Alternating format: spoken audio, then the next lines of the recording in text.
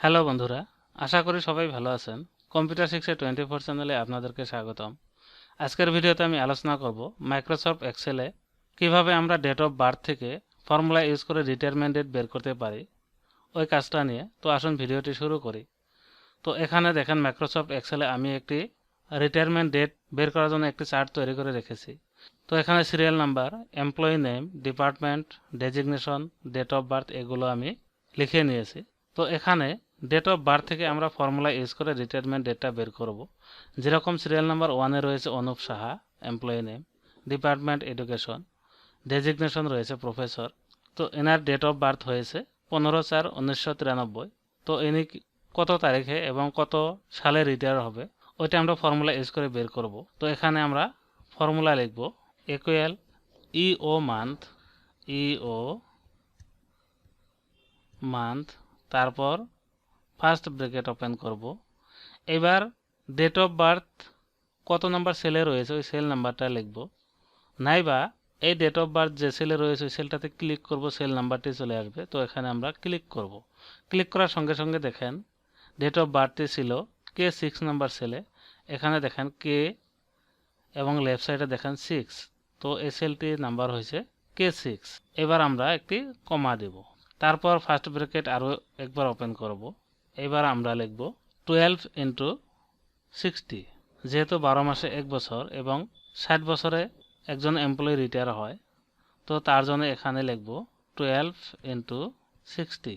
তারপর ব্র্যাকেটটি ক্লোজ করব এবং আরও একটি ব্র্যাকেট ক্লোজ করব, প্রথমে যেটি দিয়েছিলাম ওইটিও ক্লোজ করব। ক্লোজ করার পর কিবোর্ড থেকে এন্টার প্রেস করব। তো এখানে দেখেন ডেট অফ বার্থ না এসে একটি নাম্বার চলে আসছে, তার মানে আমাদের এখানে ফরম্যাটটি জেনারেল রয়েছে।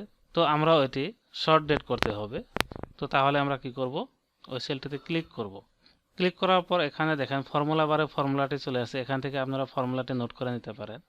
তারপর এটি ডেট আমরা কিভাবে করব, এখানে হোম ট্যাবে যাব, যাওয়ার পর এখানে নাম্বার গ্রুপে যাব। তো নাম্বার গ্রুপে এখানে দেখেন জেনারেল অপশন রয়েছে, তো জেনারেল অপশনের অ্যারো চিহ্নে ক্লিক করব। ক্লিক করার পর এখান থেকে শর্ট ডেট নামের একটি অপশন রয়েছে, তো আমরা ওইটাতে ক্লিক করব।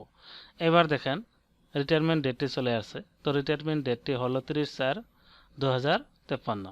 তো এই এমপ্লয়ি ওনার ডেট অফ বার্থ ছিল 15/4/1993। 15/4/1993 যদি ডেট অফ বার্থ হয়, ওনার রিটায়ারমেন্ট ডেট হবো 30/4/2053। তো এবার বাকি যেগুলি এমপ্লয়ি রয়েছে ওই বাকি এমপ্লয়িগুলোরও আমরা রিটায়ারমেন্ট ডেট বের করব।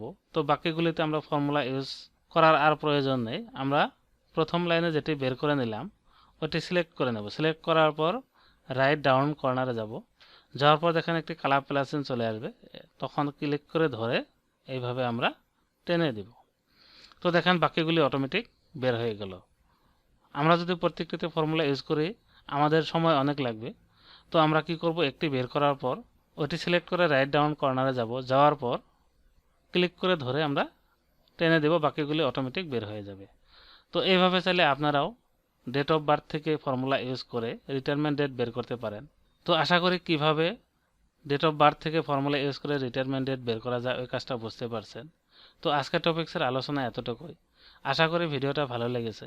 তো ভিডিওটা ভালো লাগলে লাইক করবেন, কমেন্ট করে মতামত জানাবেন, বন্ধুদের সাথে শেয়ার করবেন এবং পরবর্তী এই ধরনের কম্পিউটার রিলেটেড টিউটোরিয়াল পাওয়ার জন্য চ্যানেলটি অবশ্যই সাবস্ক্রাইব করে নেবেন।